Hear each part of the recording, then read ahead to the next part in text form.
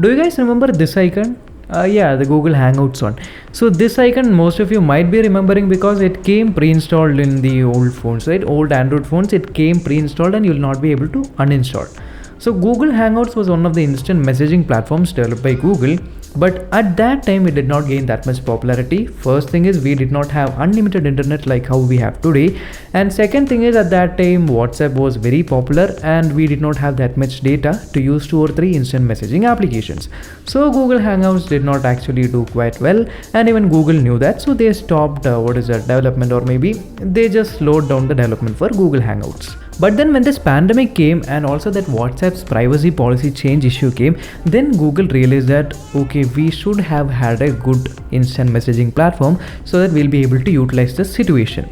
But still Google Hangouts, they were like, should we again develop Google Hangouts and again re-release, because people might not be accepting because of the first impression they had about this Google Hangouts. But instead of that, rest of the applications like Google Meet was doing very good, Gmail was doing very good, so everything was going proper for Google.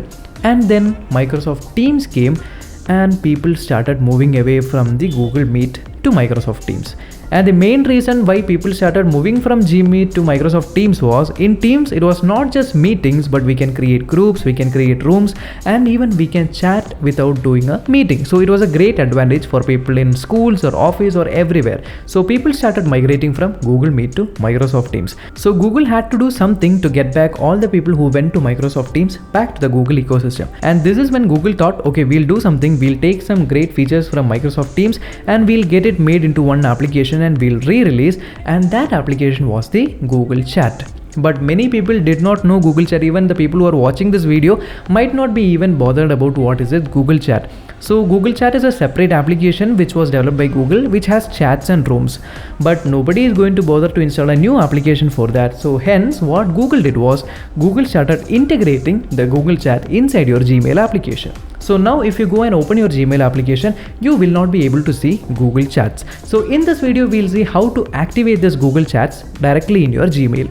So to do this, it's very simple. You just go to your Gmail application and click on that hamburger menu. Go to this menu, go down, go to settings. So from here, you just choose which account you want to activate this Google Chat.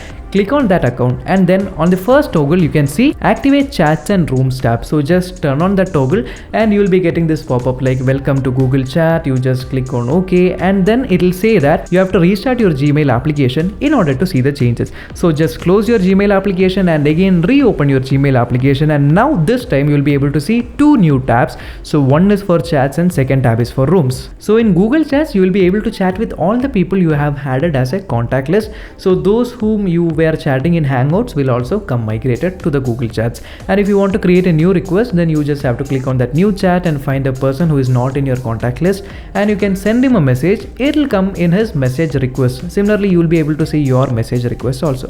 Now when it comes to Google Rooms is somewhat similar to the Microsoft Teams. So here you just have to create a room and you just give a name for the room, you add the members for the room, and this will be similar to the Google Chat where you can chat, you can send photos, attach drive files, or even conduct video meetings. Apart from that, whatever files you are sending here will be available in the Files tab, and also you will be able to do one more thing, that is task. You can create a task in this Google Rooms and then you can assign this task to a particular person. So once you assign that, you can see it in the chat window itself, like this person has been assigned with this task. So you can give a particular name for the task, you can give a particular date for the task, and you can add members responsible for the task. So once they complete this task, they can just click on it and set as completed. So similarly, there are a lot of features in this new Google Chat, so do explore them. And what do you think? Will Google Chats be replacing the Microsoft Teams in the coming days? So let's wait and watch. If you enjoyed this video, do subscribe to the channel and hit the bell icon so that you don't miss any new video. Until next time, bye bye.